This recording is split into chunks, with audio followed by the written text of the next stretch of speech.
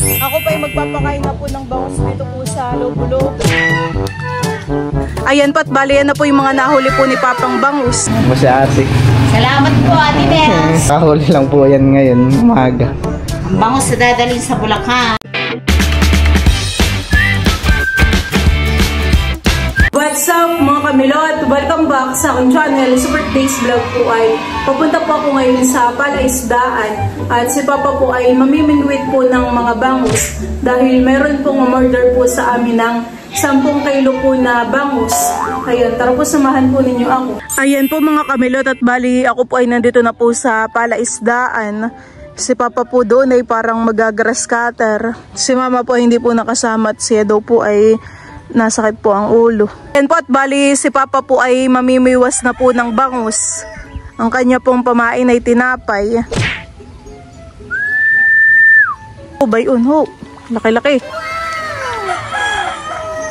Naglagay na po si Papa diyan ng lagayan ng bangus. Mga ilang paraso po kaya ang 1 kilohan eh. Baka mga 3 o 2 paraso po. Huli na naman. Bilis lang naman po makahuli. Sumikat na po agad ang araw. Hindi magkaali pag grass cutter kaya ako eh. Tanghali. Dati ako naluna.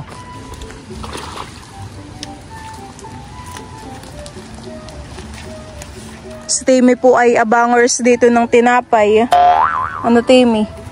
Lagi po yung nasama sa amin pag kami namimiwas. At kung saan po kami pumunta ay kabukabuntot. Huli na naman po. Pagkalagay po ni Papa ng biwas ay maya-maya po ay kinikibit na rin po ng bangus. Sakto po at hindi pa po pala ni Papa napapakain po itong mga bangus. Sila po ay mga gutom na. Kaya rin po siguro makibit.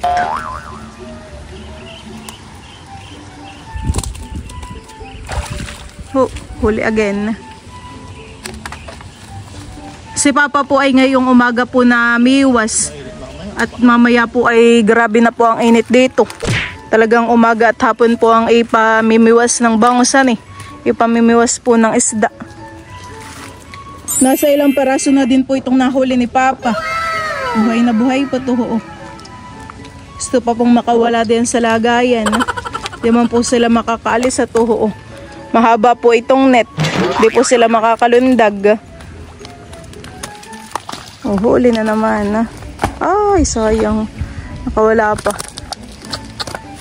Kawawa naman nababalda. Yun. Huli na naman po.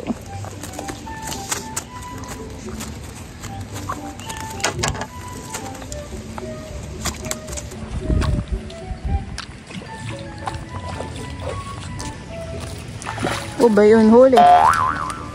Nakaya ng malaki-laki papahan eh.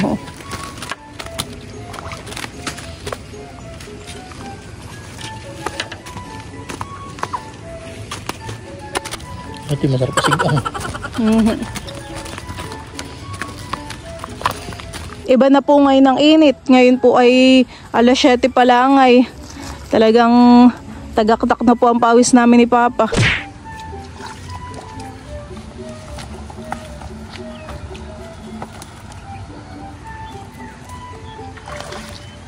Nakaya naman po yung maliit pahan eh. Yun pong mga maliliit ay dito po ni Papa inuhuhulog po sa kabila. Dito po sa Lobo-Lobo. Diyan na po palakihin.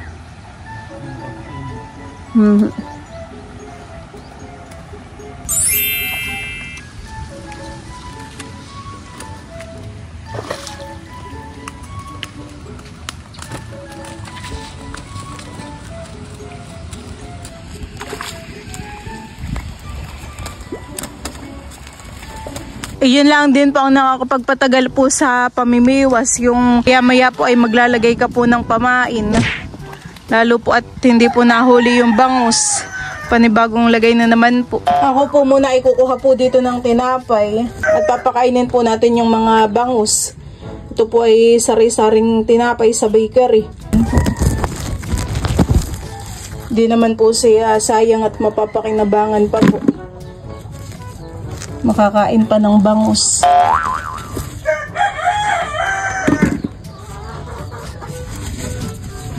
Okay, dito po yung may pandikoko. Ito pong mga tinapay ay matitigas na. Mayroon pa po ditong kabayan. Dadalhin ko na po ito dito kay Papa.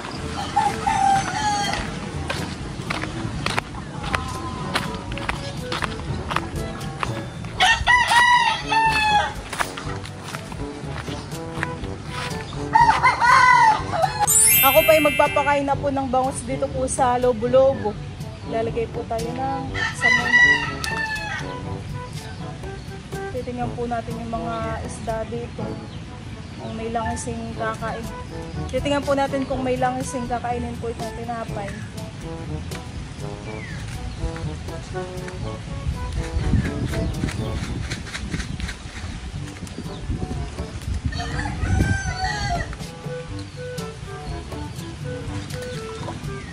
Kahit naman po matigas itong tinapay ay lalambot po pag napabuntog sa tubig.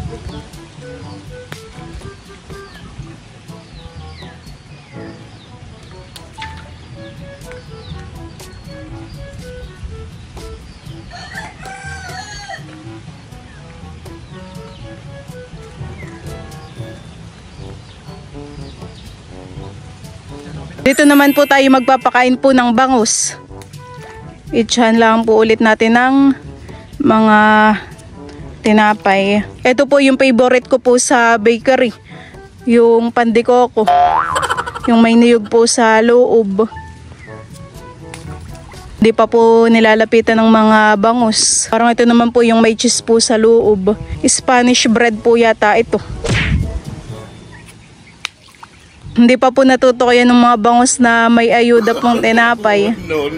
Uy, yun. Kalaman na.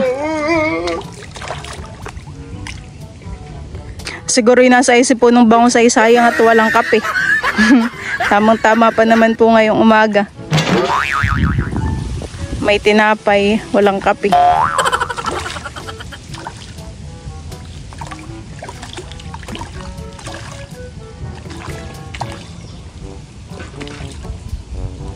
Ito naman pong timbangan ng dadalhin ko po dun kay Papa.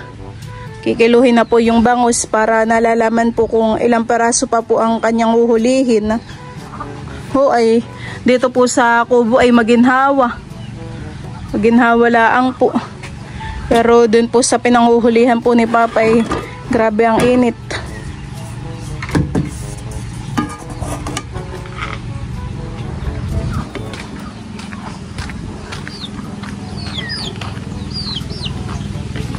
Malapit na mag-10 kilo. Mga ilan pa? Siguro mga 4. Ay nakapagpakain ka na naman po ng mga manok, han eh. Hindi pa lang po nainom. Maliit pa.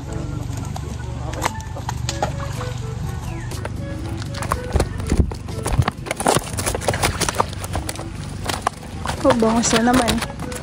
Malaki-laki. May 10 kilo na ito. Ay, akala ko po yung 11 at yung 1 kilo kay Tita Onik. Ito yung baka kulang 1 kilo. Mapasobra. Mabilis lang naman po paghulihan eh. Binuhat na po ni Papa yung bangus at dadali na po sa kubo. Doon na po namin titimbangin ng panibago. At balian na po yung mga nahuli po ni Papang bangus. Titimbangin na po kung nasa 10 kilo na. Nasa pakataka, huwag na. Parang hindi naman po madumi. Hindi yan po pala ni Papa ilalagay sa sako para hindi po mahirap timbangin. Isang guhit? Isang guhit na po agad yung sako.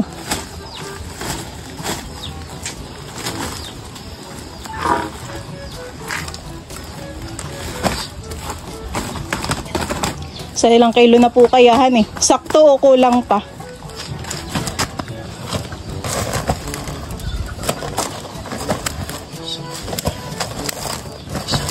Binibilang po ni Papa.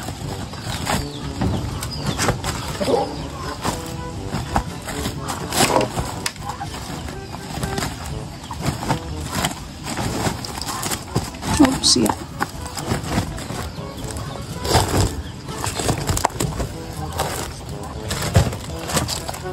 Tabi mo.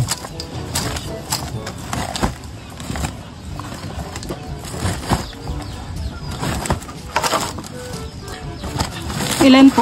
20 po yan. 25 piraso. 25 peraso po yan. Titimbangin na po ni Papa. Lampas.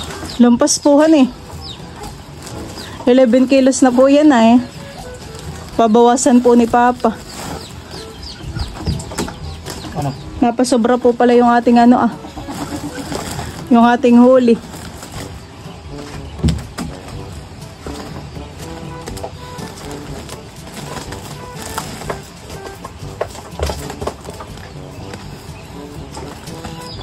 Ano?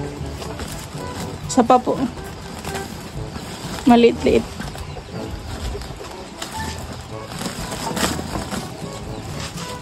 Di-deliver na din po iyan. Kulang. Kulang nga po.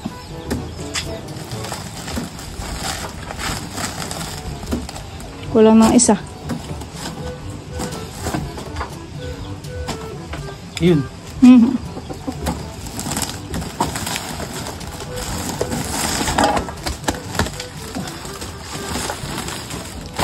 Ayun kay Tita Onek po. Na 1 kilo. Ah. Bay sobra. Yun po.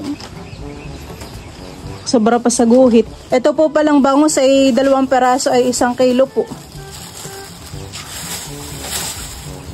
Ay dati po nung tayo nanghuhuli ay 4 na peraso ay 1 kilo papahan eh. Ayun po ay depende po sa size. Meron pa po ditong 3 na sobra. Sabi ko sa iyo eh. Ay pangulam po natin. Mauna ka na. Ayun na lang. Ako na yung susit. Iwanan mo lang yung susit isa. Yun na lang gamitin mo. Ako na po palang magdadala na itong mga bangus. Kaya mo namang lumabas na. Oo, palihin natin ang bago. Ah. Ayun po han eh. 12:30. At magbuhay. Maluk. Ay yung 1 guhit po yun sa sako. Kaya hatid na po ako ni Papa dito sa may motor. Ito naman po kasi kay Tita Onek han eh. Dito. Tatabahan na yun.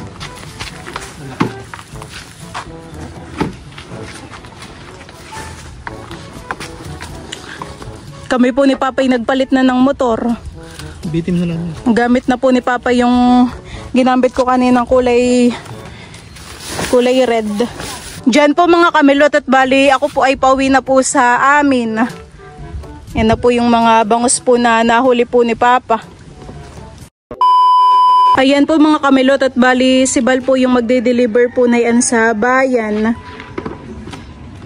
Siya po ay papunta na po doon. Alam mo na naman kung saan han eh. At tayo nakapunta na doon. Ayan po at ako po nandito na po sa pagdideliveran po ng bangus. Ayan po pala, nakita na po ako ni ate sa taas. Nagsasampay po siya.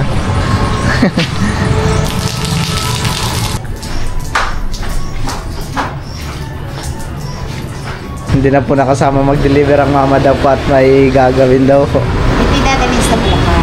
Tanggalin na po sa sako? O nakasako pa rin po? Pwedeng Tanggalin na po sa sako. peraso ko yan. Lalagyan na lang po ng ilo. Oo. Hindi naman masisira. Oo.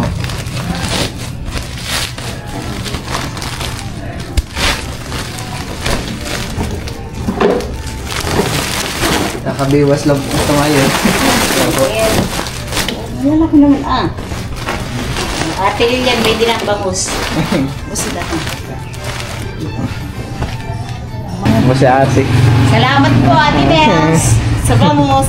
Lalagyan na lang daw po ng ilo. Oo. Kakahuli lang po yan ngayon, umaga. Ang bangus na dadalhin sa Bulacan. Ah, sa Bulacan po pala. Ah. Ayan po, na-deliver ko na po.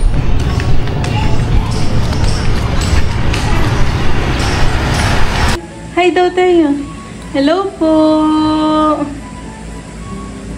Hello po. Ay, cute naman na yung mag-hi. Gusto daw naman. Sus, napogi pa. What?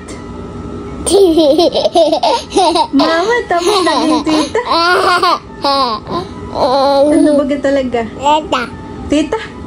Ay, akala kay mama. Akala kay mama. Naging tita. Dada. Ay, naging tita naman. Talagang ikaw marunong makipagbiro na. Kanina, mama. Kanina, tita. Ngayon naman, dada. Ano ba? Dodo naman. Ano pang next? Dada. Dada.